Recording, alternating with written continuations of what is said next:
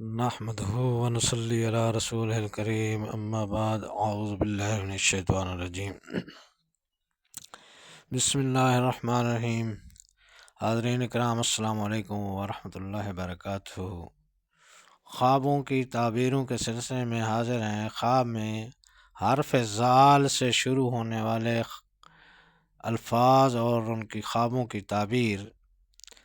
تو ان سب خوابوں کو جاننے کے لیے اس ویڈیو کو آخر تک دیکھیں، اور اگر آپ ہمارے چینل پر نئے ہیں تو برائے مہربانی اس چینل کو سبسکرائب کر دیں اور بیل آئیکن کا بٹن دبا دیں تاکہ آنے والی ہر ویڈیو آپ تک آسانی سے پہنچ سکے۔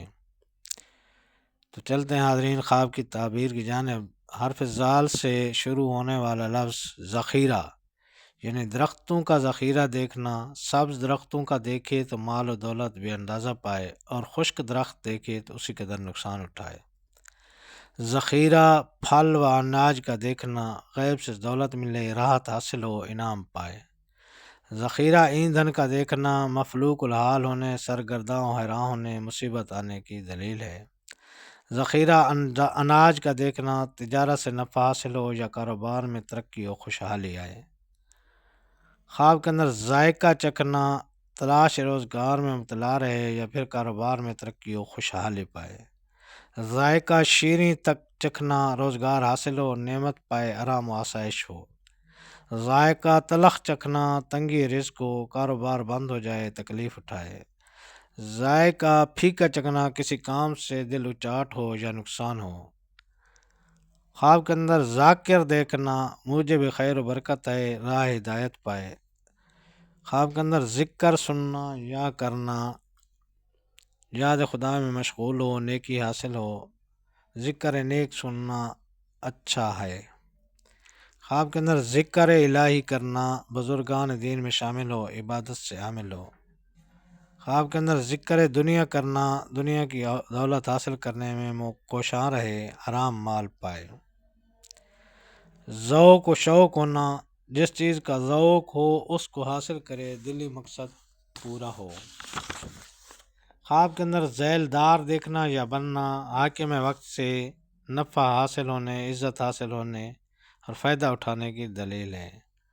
خواب کے اندر ذکر یعنی عضو تناسل دیکھنا، مبارک خواب ہے، فرزند سعید خوبصورت پیدا ہونے کی علامت ہے۔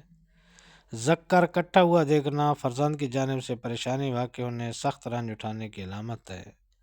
ذکر سست دیکھنا، بیٹے کی بیماری میں مبتلا ہو، باعث رنج ہے۔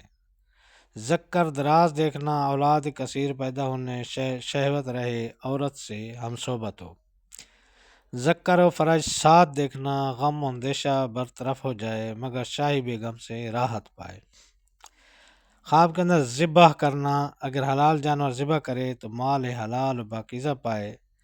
ذبح حرام جانور کو کرنا، مال حرام پانے یا سود و رشوت کھانے کی علامت ہے۔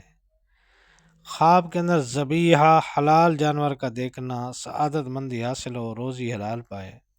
ذبیحہ حرام جانور کا دیکھنا، بد نیت، بد چلن، بد کردار ہو، حرام خور اور راہزن ہونے کی علامت ہے۔ خواب کے اندر ذبح اپنے لڑکے کو کرنا، اگر اسلام کے لیے ذبح کرے تو سعادت دارین حاصل ہو، نیک اور بزرگ ہو، حج کرے، رحمت الہی نازل ہو، نعمت بے اندازہ پائے۔ خواب کے اندر ذبح لڑکی اپنی کو کرنا، مفلس و کنگال ہو، غربت سے بدحال ہونے کی علامت ہے۔